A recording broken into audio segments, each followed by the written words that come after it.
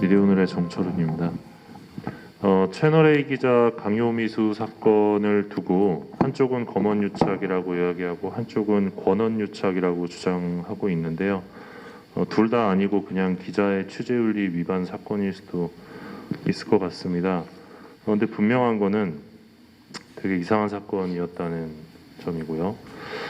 지난해 조선일보에서 이제 이동재 전 기자가 인터뷰한 기사가 나갔는데 그 기사에 따르면 이동재 기자는 이 취재 결과물을 위해서 직속 후배에게 거짓말을 하고 취재원에게 거짓 녹취록을 보여주고 거짓 음성 파일을 들려줬을 뿐만 아니라 회사에도 거짓 보고를 했다고 인정한 사람인데요.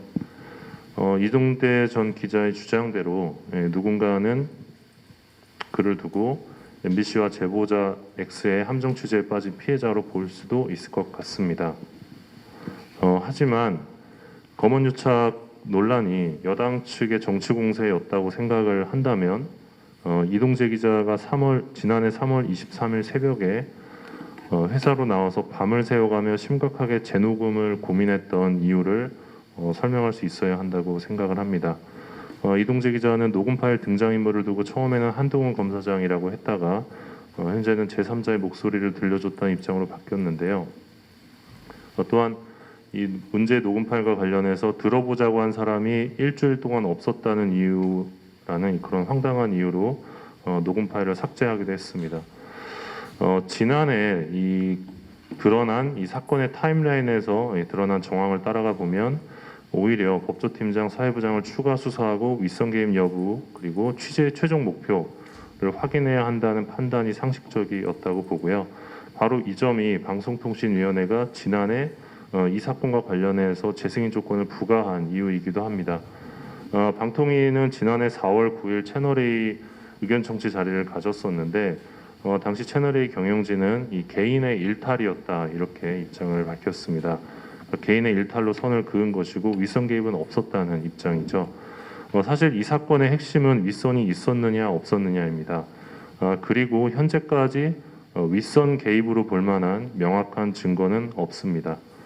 하지만 이동재 기자는 지난해 12월 15차 공판에서 이 양주에 갈 때 법조팀장 지시 아래 갔다고 답했고 백승우 기자도 제보자 X를 만나고 법조팀장에게 보고했다고 합니다. 그리고 제보자 X와 3월 13일 두 번째 만남에서도 법조팀장에게 만났다고 보고했다고 말했는데요. 그래서 지금 제 개인적으로는 현재 윗선 개입 여부에 대해서 있다 없다 단정하기보다는 확인 불가로 보는 게 적절해 보입니다. 앞서 MBC 첫 보도 전까지 이 법조팀장 사회부장 모두 이 증거가 될 만한 카톡 대화 등을 없앴다는 게 이 진상보고서에 나온 바 있습니다. 방통위는 지난해 4월 20일, 그러니까 약 1년 전인데요. 이 13개의 재승인 조건과 4개 공고사항을 부과해서 채널A 방송 사업을 재승인했는데요. 이 과정에서 굉장히 좀 특별한 재승인 조건 하나를 달았습니다.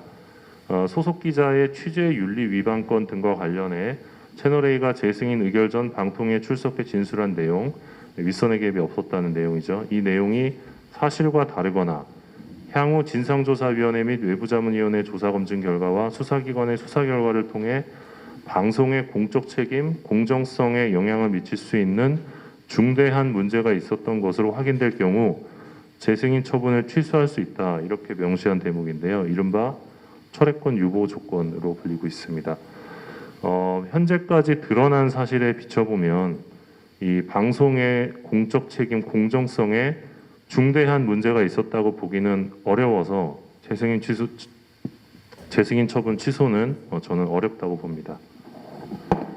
조선일보가 지난해 7월 21일자 사설에서 이 채널A 기자 사건은 특종 욕심이 지나친 기자가 신라젠 대주주였다가 금융사기로 수감된 사람에게 여권 로비를 털어놓으라면서 한 검사장과 잘 통하는 것처럼 처신한 것이다 이렇게 정의를 하면서 이른바 제보자가 등장해 자신이 수감자 측 인물이라면서 기자를 덫으로 끌어들이기 시작했다 이렇게 주장을 했는데요.